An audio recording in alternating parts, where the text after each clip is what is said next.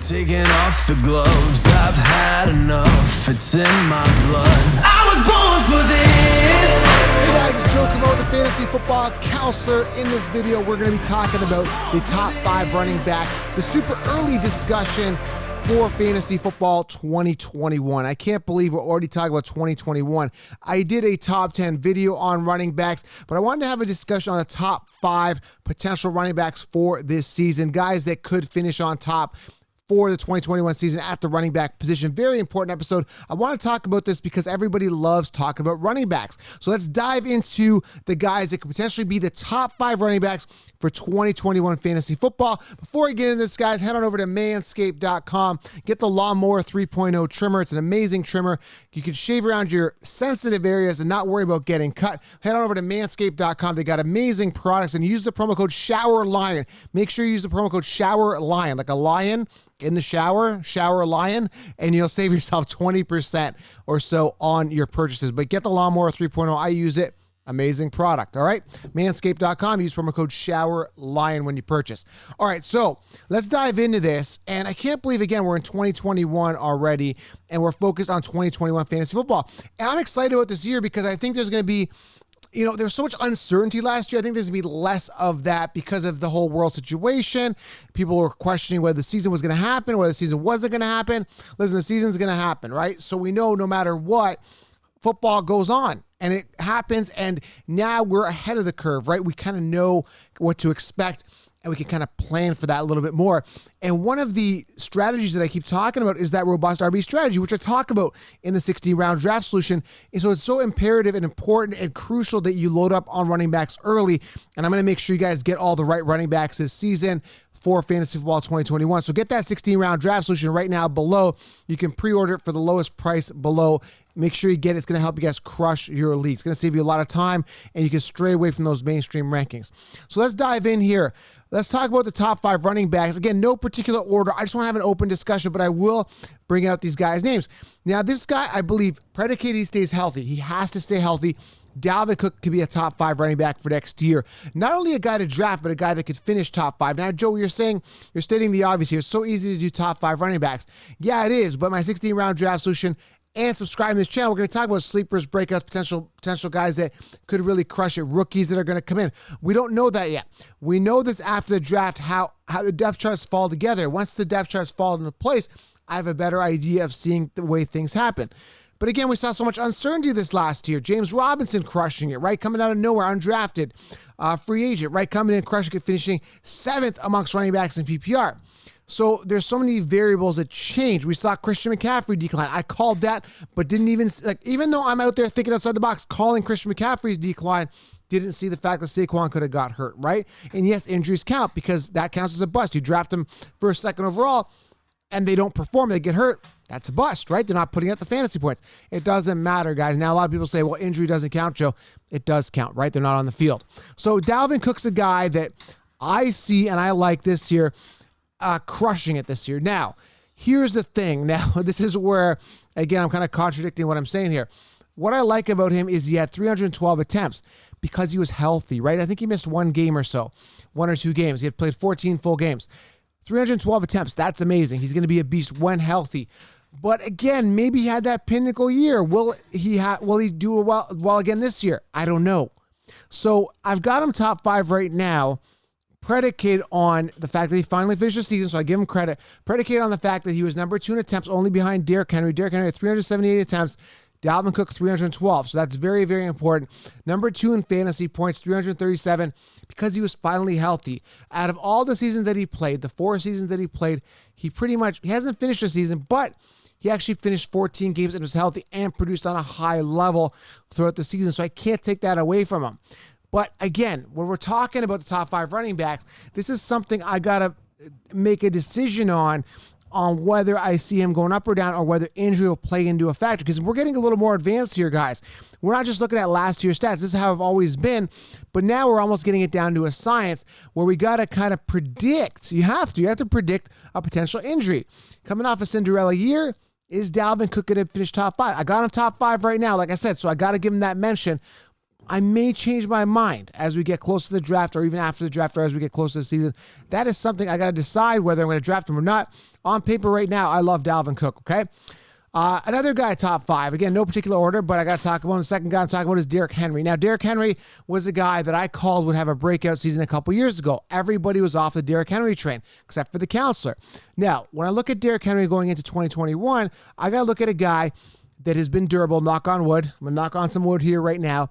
Guy's been durable. Guy's been strong. He imposes his will on his defenders. And a guy that gets a lot of attempts, a lot of volume, and is a focal point of the Titans offense. Now, when I look at him, I got to say, man, you cracked 2,000 yards, 2,027 yards, one of only, I believe, 9 people that has ever done it. So, pinnacle year, Cinderella year, coming off 2 amazing years. What is to stop him again other than an injury potentially, right? I'm going to bank on Derrick Henry staying in the top 5 for another year and solidifying his legacy as one of the best running backs in the game. So Derrick Henry, I still feel comfortable with going into the season. Not so worried about injury, but again, what goes up must come down. So you got to have that fear. We saw it again with Christian McCaffrey. We've seen it every single year. If you finish on top, it's very unlikely you're going to finish on top 2 years in a row. That's my concern. And he did finish on top, right? Dalvin finished 3rd, even still. Top 3 is pretty much on top. So I'm looking at the 331 points that he had. I still got to put him in top 5 contention right now. And again, Joe, you're stating the obvious. We're having a discussion. Yeah, but we're deep diving. We're analyzing. We're masterminding. We're talking about it. We're saying, hey, this guy finished top 5, I think 2 years in a row. Did he finish top? Was he exactly top 5 last year? Let me look at the 2019 season here. Finished 2nd, I believe, in, where did he finish here?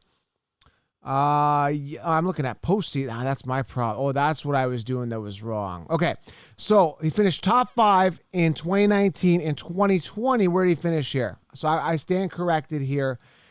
And let me pull it up here. Okay, so still finished top 3 in 2020, okay, in the regular season.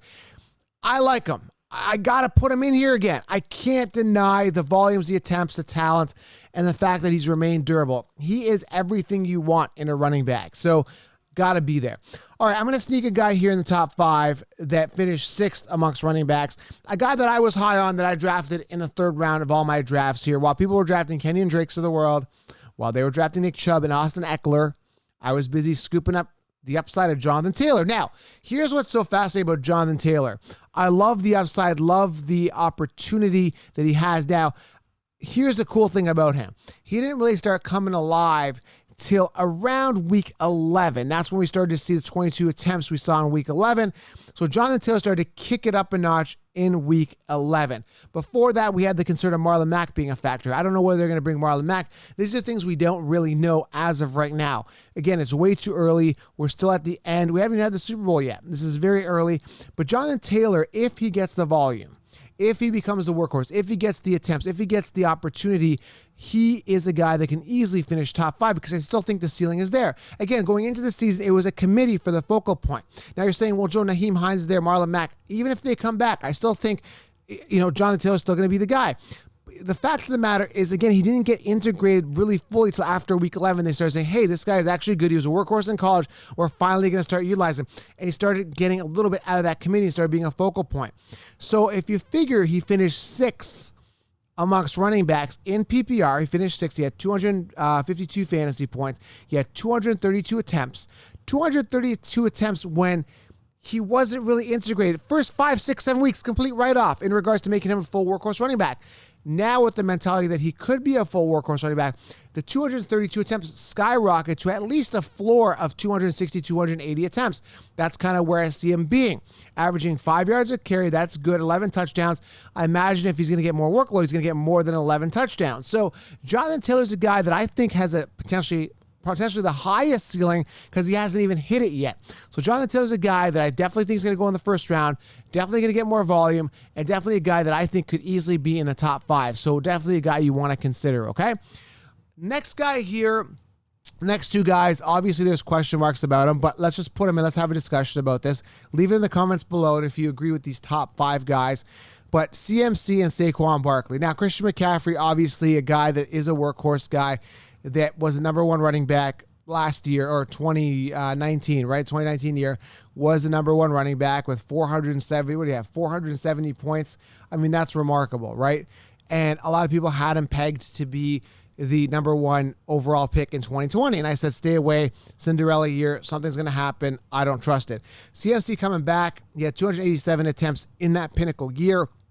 Again, that was a different year. It was a different quarterback with Bridgewater in. That impacted him a little bit. I don't know what's going to happen. Are they going to keep Bridgewater? He didn't do as good as expected with the Panthers. So there is some question marks in regards to the quarterback situation, the offense, how it's going to gel, that team as a whole. So Christian McCaffrey, based on talent, based on opportunity, based on what we've seen before, based on him being the workhorse running back when he's in place, has to be top 5 right now. Now let's talk about Saquon Barkley here. This is a bit of a concern to me, but I got to put him here because of talent, opportunity, and of course, he's got to be the workhorse running backs. My only concern here with Saquon Barkley is the volume that the running backs got. Okay, so I'm going to pull it up here now. He had 217 attempts in 2019, which is really good. So that's something we want to look at. But Wayne Gallman, obviously not as good as Saquon at all, only had 147 attempts, averaged 4.6 yards per carry and 6 touchdowns. It's not bad. I'd like to have seen more attempts out of Gallman, a guy who played 15 games. Obviously, they went by a little bit of a committee there. They had other guys involved a little bit. Freeman got a little bit of work there. Not much, but got a little bit of work. Alfred Morris, Dion Lewis, they all got a little bit of work. But Wayne Gallman was kind of the workhorse. Now, you got to count all that up. So you've got about 250 plus attempts minimum, at least for Saquon in 2021. If he stays healthy, the talent, the opportunities there. Daniel Jones, if he stays there, hopefully he does better. They definitely need wide receivers. That's an issue that I think they've been struggling with. They didn't really have a good wide receiver. Their number one wide receiver was Darius Slayton, maxed out at 97 targets. So they're not throwing enough. You know, a good receiver should be getting 140, 150 targets minimum, right? They're not throwing enough. They're not running enough. That offense is a bit of a disaster. The O-line, if they get a star receiver, improve their O-line a bit, Saquon Barkley comes healthy, he's easily a top 5 running back going into the season. So that's a situation I'm definitely going to be watching there with the Giants, because I think Saquon coming back based on talent is one of, if not the best running back in the NFL right now. You cannot count him out. Injuries happen. Sidelined him. He's going to come back angry. He's going to come back strong.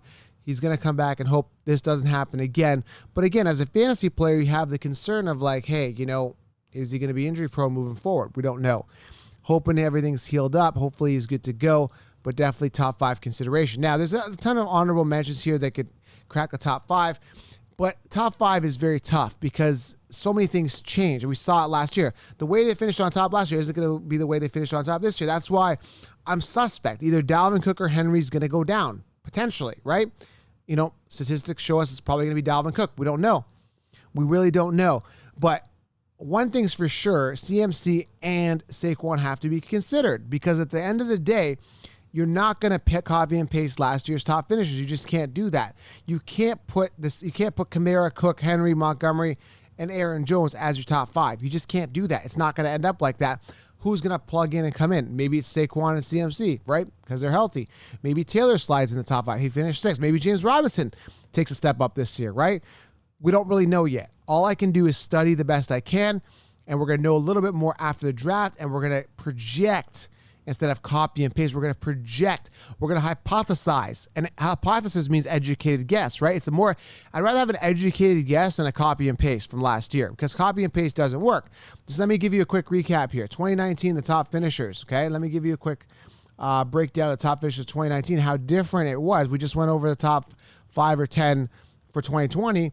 The top 2019 top 5 finishers were Christian McCaffrey, Aaron Jones, Zeke Elliott, Austin Eckler, Derrick Henry. Okay, Derrick Henry stayed in there. Zeke dropped, right? Eckler dropped. Christian McCaffrey dropped, right? You got to accommodate for these drops, for these variances, right? Leonard Fournette finished 7th. Nick Chubb finished 8th.